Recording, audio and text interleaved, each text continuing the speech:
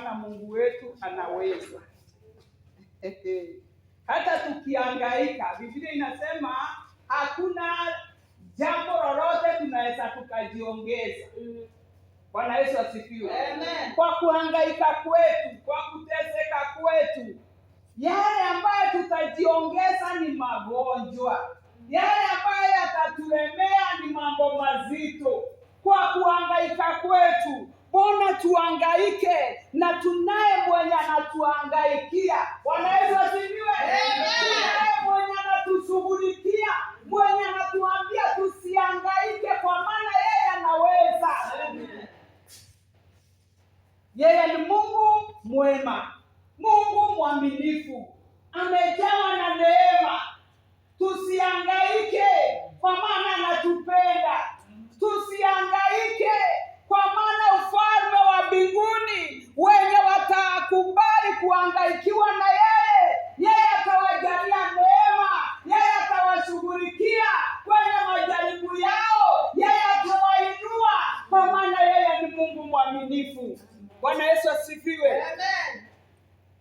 Siku ya leo Mungu wetu ni mwema kwa maana ametujalia neema.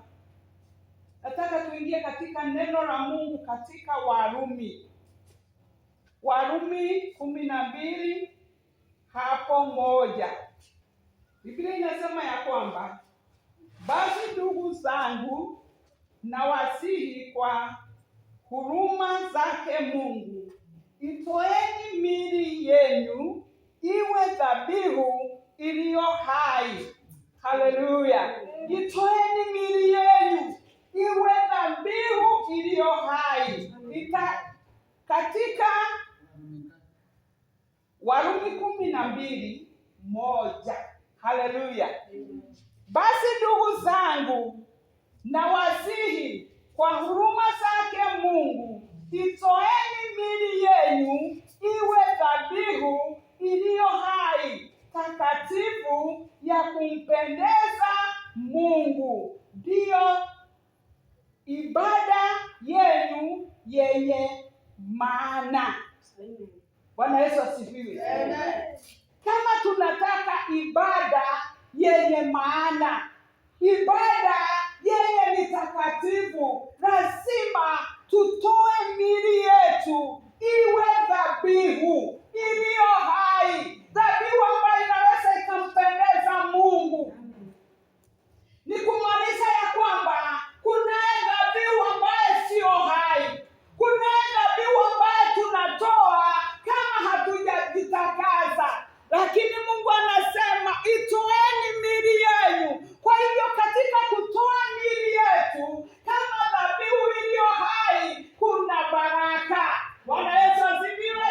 Ibada zetu zitakuwa ya kupendeza kwa maana tumejitoa miili yetu. Hii miili ya nyama ambayo inapenda kukula, ambayo inapenda starehe, lakini kuna wakati tunaambia ya kwamba leo sitakula kwa maana mwili wangu ni dhabihu iliyo hai ya kupendeza Mungu wangu. Bwana Yesu asifiwe. Amen. Wapendwa, hawezi ukajinyima ukiwa mbele za Bwana na Mungu akuache tu hivi. Imagine unapika tunyama hivi na hautakula. Na saa hiyo uko na appetite ya kukula ile nyama. Unasikia unaweza ukakula yote. Lakini kwa kumjua Mungu, kwa kutoa dhabihu iliyo hai, lazima hata miili yetu ifahamu ya kwamba tunaye dhabihu ambayo tunatoa mbele za Bwana. Sio kukula kuanzia Januari mpaka Disemba. Hiyo chakula ni nyingi sana. Chakula ya mwaka mzima na haujawahi kupumzika. Lazima utenge chakula hata kama ni mzuri, ndio utoe dhabihu iliyo hai, dhabihu yenye inatoka ndani yako, dhabihu ambayo unaambia Mungu, nataka uwepo wako uwe pamoja nami, nataka uwepo wako, nataka kuinuliwa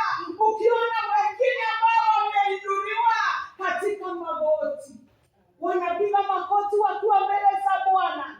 Wengine wanaenda milimani, wanaenda kulala huko, kuabudu huko, na Mungu anawatokea, kwa maana yeye ni Mungu mwaminifu.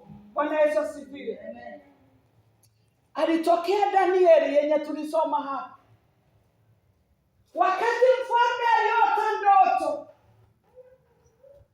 na akamwambia ya kwamba nataka tafsiri ya ndoto, na sio tafsiri peke yake, nataka kujua ya kwamba niliota aje. Hiyo ilikuwa ngumu.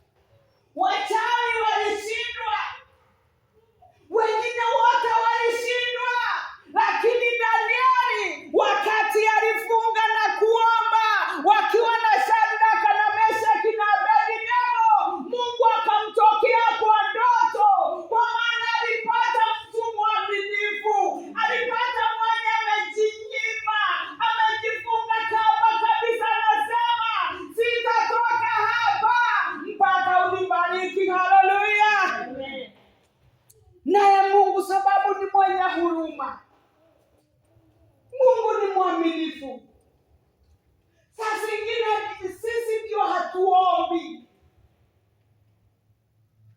na kuna maombi unaweza ukaomba na inajibiwa hapo hapo, na kuna maombi ambayo inakaa kwa muda, na sio kusema ikikawia haitafika, lazima itatenda. Haleluya. Sababu maneno ambayo Mungu ametoa katika kinywa chake haiwezi karudi bure bila kutimiza lengo lake. Akisema tuombe, yeye ni mwaminifu atatupatia. Akisema tubishe, yeye ni mwaminifu atafungua. Akisema tutafute, anajua tutapata. Bwana Yesu asifiwe. Amen. Tutafute amani, tutafute yenye tunataka. Haleluya. Yeye ni mwaminifu, atatujalia neema. Tutoe miili yetu kama dhabihu iliyo hai, dhabihu ya kumpendeza Mungu. Yaani umejitenga na mambo yote, unaambia Mungu ya kwamba nataka ushirika na wewe.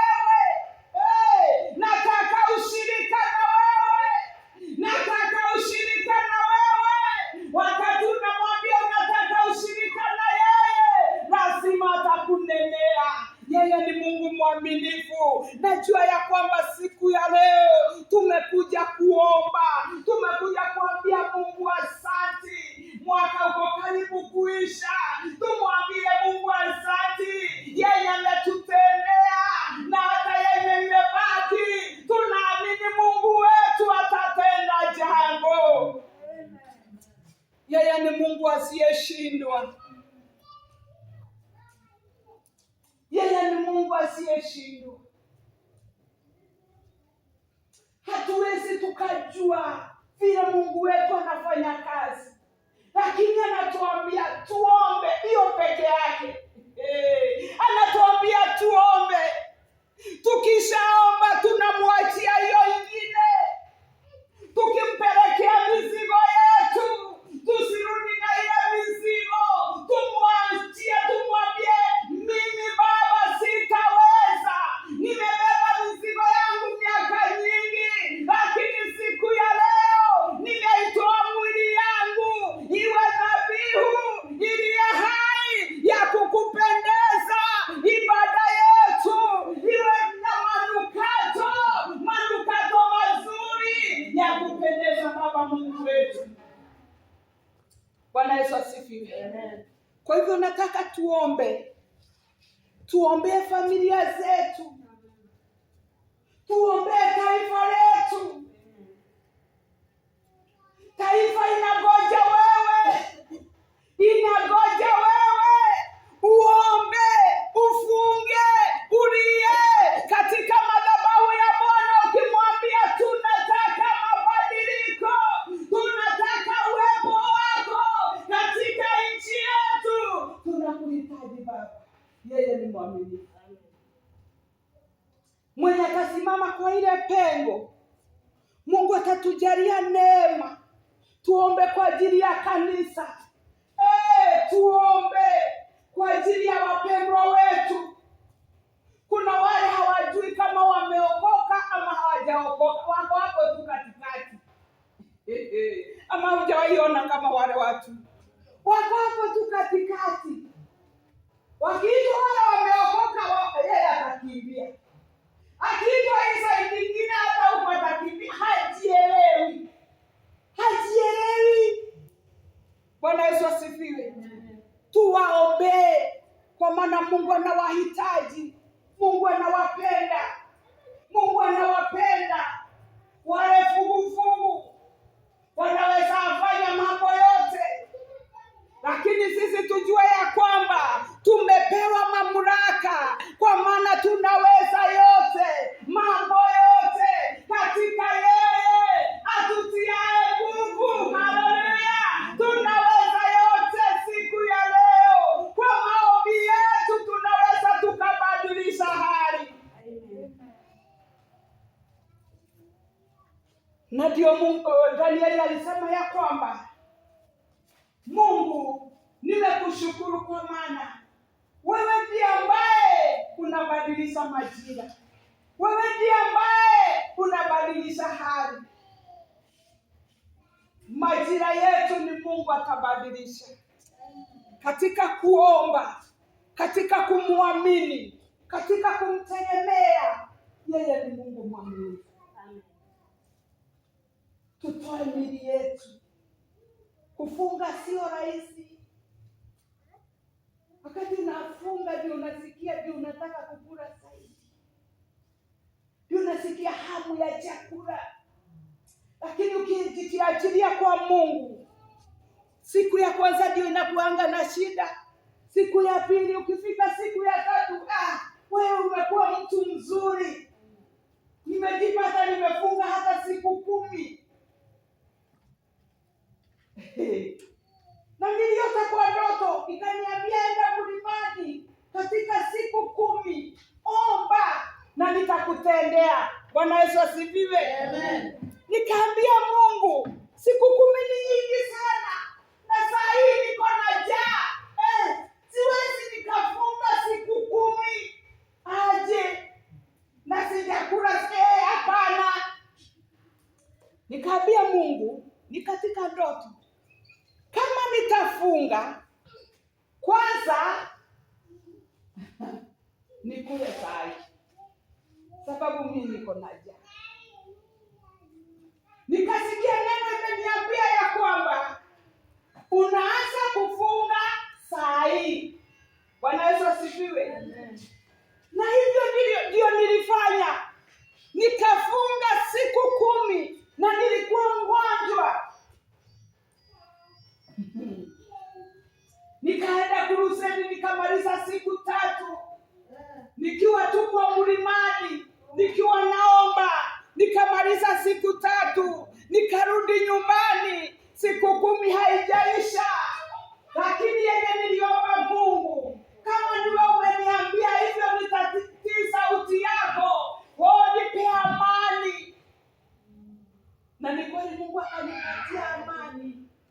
Nilikuwa naona watu wanakula chakula, naona hiyo chakula hata siwezi nikakula, ni mbaya, imepikwa vibaya, kwa maana nimeshiba, sina shida. Haleluya. Bwana Yesu asifiwe. Na katika ile siku 10 ambayo nilikuwa mlimani, bado hiyo siku yote nilikuwa mgonjwa. Nilitembea hiyo siku yote nikiwa mgonjwa, lakini nilikuwa nimejawa na neema. Bwana Yesu asifiwe. Siku ya 10 hata sikuenda kanisani. Nikaenda nikapiga makoti, nikaambia Mungu,